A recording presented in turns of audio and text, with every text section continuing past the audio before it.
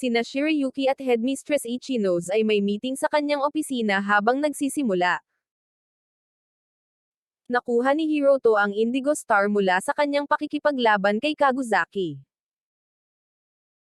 Sa isip, hindi ito nangyayari habang ang mga regular na puting bituin ay napapalitan ng mga may kulay. Ngunit kung wala man, isang may kulay na bituin ang idinagdag ng buo. Nangangahulugan ito na may posibilidad na si Hiroto ay maging isang all-colored 7-star. Habang naglalakad sa mga corridors, narinig ni Hiroto si Shirayuki na nagsasanay ng talumpati mula sa isa sa mga silid. Umalis siya sa Oka Academy para sumali sa Aimei Academy. Pagkatapos ihatid ang pagsali sa talumpati, inanunsyo ng guro ng klase ang mga kunwaring laro para sa pagpili ng paligsahan sa pagitan ng akademya.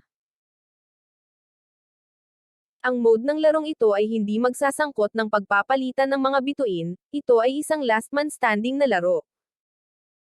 Sa panahon ng pahinga, nagpasya sina Shirayuki at Hiroto na gumawa ng isang diskarte upang masiguro ang posisyon ng nagwagi. トライアル申請をします。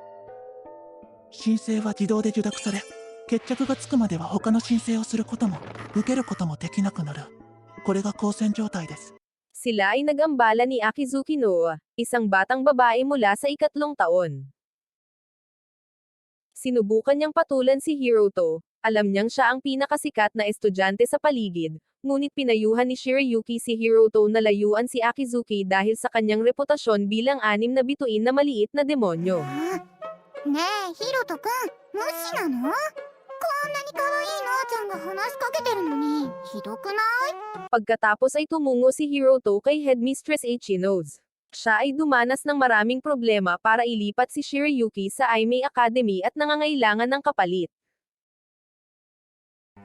このアカデミーで他学区の生徒に協力するというのはありえない。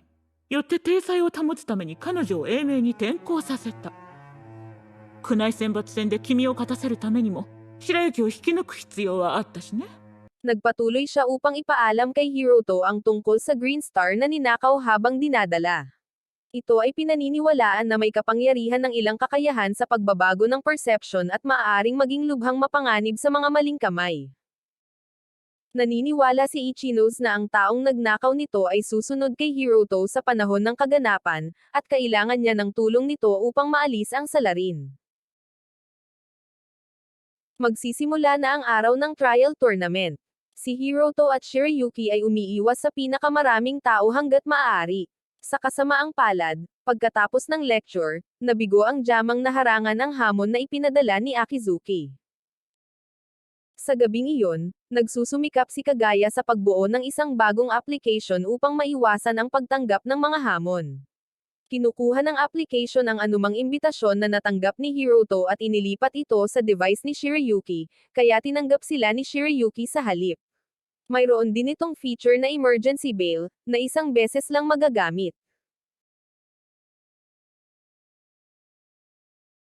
Kinabukasan, nakipaglaro si Shirayuki sa ngalan ni Hiroto. Sa panahong ito, kailangan lang iwasan ni Hiroto ang pakikipag-ugnayan sa sinuman dahil si Shirayuki ay nakikibahagi na sa isang labanan para sa kanya. Siya ay tumakbo sa isang kaalyado at nakatanggap ng isang tawag mula sa kanya na halos 200 mga mag-aaral ay nagsasara sa kanyang lokasyon na naghahanap ng isang labanan. Si Hiroto ay nagsimulang tumakbo para dito ngunit sa kasamaang palad ay nasagasaan niya si Akizuki. Nahulog silang dalawa, at hinawakan siya ni Akizuki para hindi siya makatakas. Nilapitan ng mga estudyante si Hiroto, ngunit nakarating doon si Shirayuki sa tamang oras upang magpadala sa kanya ng kahilingan at sakupin ang slot.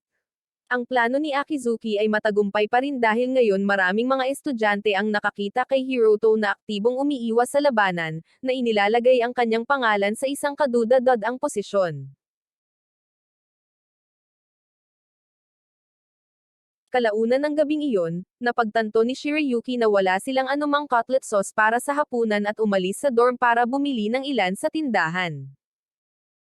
Makalipas ang ilang minuto, nakatanggap si Hiroto ng tawag mula kay Akizuki. 姉さんからの伝達なのですが、現在区内選抜戦の生存者たちがご主人様のもとに押し寄せているとのこと。Nabihag niya si Shirayuki at gagamitin siya para ilantad ang katotohanan ni Hiroto. Hawak na bihag si Shirayuki, iniabot ni Akizuki ang telepono sa kanya habang nagsisimula ang episode 5 ng Liar Liar. Hiniling niya kay Hiroto na huwag subukang manalo sa susunod na laro. Sa kabila nito, magkasamang nakaupo sina Hiroto at Rina at nag-brainstorm ng isang diskarte. Walang ideya ang dalawa kung paano kukontakan ang kumpanya. Buti na lang at pumasok si Kagaya. Pinabilis ni Hiroto si Kagaya sa kidnapang. Hindi nakikilala ni Kagaya si Rina, dahil kakaiba itong nakabalot ng hoodie. Pinag-usapan nilang tatlo ang isang diskarte para manalo sa larong Scale-in Love Triangle laban kay Shirayuki. Ayon sa mga patakaran, ang bawat manlalaro ay nagsisimula sa 10 card at naglalaro ng isang card laban sa isa't isa. Ang manlalaro na may superior card ang mananalo sa kamay. Samantala, nakatanggap si Hiroto ng text mula kay Shirayuki na may mga kakayahan na plano niyang gamitin sa susunod na araw. Plano niyang gamitin ang probability fluctuation upang maalis ang randomness at secure ang set A, na iniiwan si Hiroto sa mas mahinang set B. Ang susunod niyang kakayahan ay forced control, na nagpapahintulot sa kanya na kontrolin ang mga galaw ni Hiroto at ilagay siya sa isang instant disadvantage. Gayunpaman, nananatiling determinado si Kagaya na makamit ang tagumpay sa ilalim ng pamumuno ni Rina.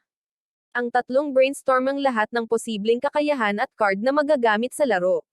Napagtanto ni Hiroto na kakailanganin niya si Kagaya upang mabuo ang kasanayan sa enchant para ibalik ang mga bagay. Nang maglaon ng gabing iyon, nagpa siya si Rina na manatili dahil huli na ang lahat para umuwi.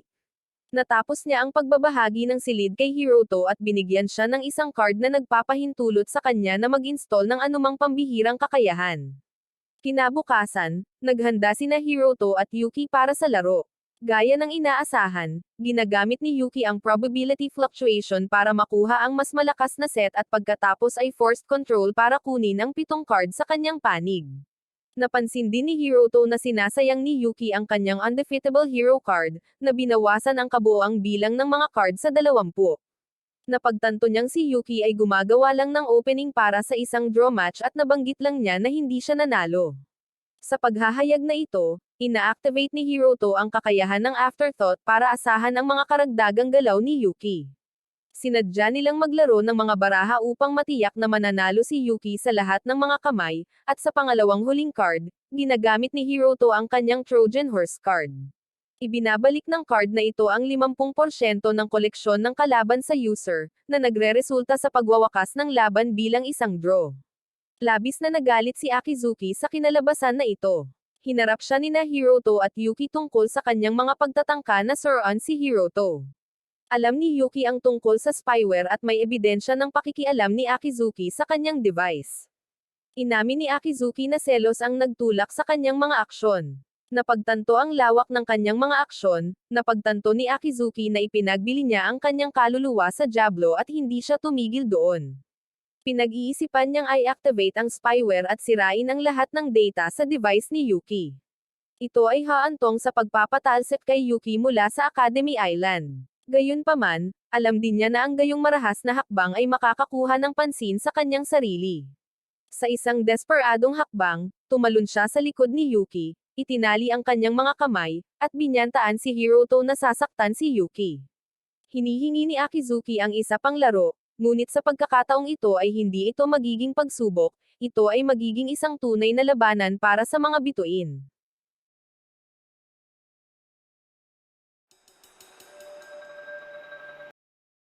Nagsisimula ang episode 6 ng Liar Liar sa laro sa pagitan nina Hiroto at Akizuki. Ang napiling laro ay tabletop treasure hunt sa loob ng isang walang laman na gusali ng paaralan. Napagtanto ni Hiroto na ang larong ito ay hindi maaaring magresulta sa isang panalo o pagkatalo, ang posibilidad ng isang draw ay inalis. Nakatanggap si Hiroto ng tawag mula kay Akizuki. Ginagamit niya ang utos para tanungin kung ang kanyang kapareha ay nagtatago sa o sa ibaba ng ikatlong palapag. Ipinaliwanag din ni Akizuki ang utos ng paglipat, na nagpapahintulot sa manlalaro na umakyat sa pamamagitan ng tatlong mga silid na bamaasang mabuti. Itinago ni Hiroto at Akizuki ang kanilang mga kasosyo sa dalawang magkaibang kwarto sa kabuuan ng 6 na palapag na gusali, na may silid-aralan sa bawat palapag. Ang layunin ay upang mahanap ang kasosyo ng kalaban. Hinahanap ni Hiroto si Yuki, habang hinahanap ni Akizuki si Sarasa. Inihayag ni Akizuki na ginagamit niya ang kakayahan sa dobleng pagkilos, na nagbibigay sa kanya ng dalawang magkasunod na pagliko. Nakipag-ugnayan si Hiroto kay Rina para mas maunawaan ang laro at mag-strategize. Ipinaliwanag niya ang retreat button, na nagbibigay daan sa kanila na ilipat ang kanilang mga partner sa halaga ng isang answer point. Ang diskarte ni Akizuki ay gamitin ang dobleng aksyon para i-corner si Hiroto sa pamamagitan ng pagpilit sa kanya na ubusin ang lahat ng kanyang mga answer point. Sa kabila ng pag-unawa sa mga patakaran at kakayahan, si Hiroto ay nasa isang mahirap na sitwasyon. Kung manalo si Yuki, kailangan niyang umalis sa isla, at kung matalo siya, magtatapos ang kanyang paglalakbay. Tiniyak ni Hiroto kay Sarasa na mayroon siyang plano. Sinabi niya na gagawin niyang pagsisisi si Akizuki sa pagtatangkang talunin sila sa pamamagitan ng pagdaraya. Gamit ang utos na natutunan niya kay Akizuki, natuklasan ni Hiroto na nasa ikatlong palapag o ibaba si Yuki.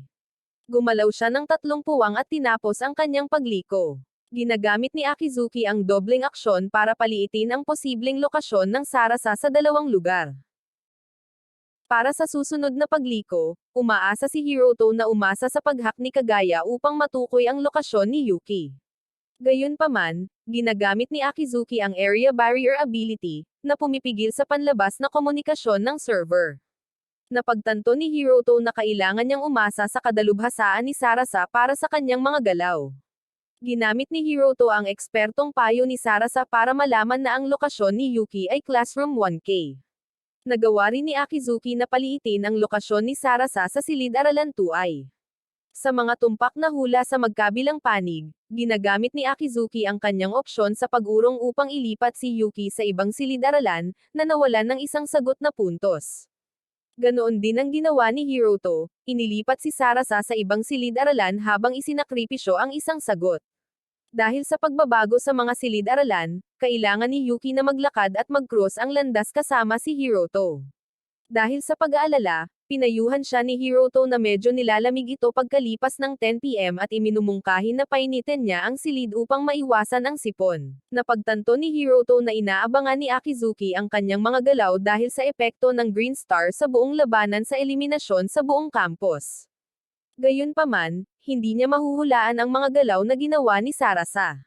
Nagpasya si Hiroto na pagsamantalahan ito sa kanyang kalamangan. Napagpasyahan niya na itinago ni Akizuki si Yuki sa mga lugar na hindi niya isasaalang-alang.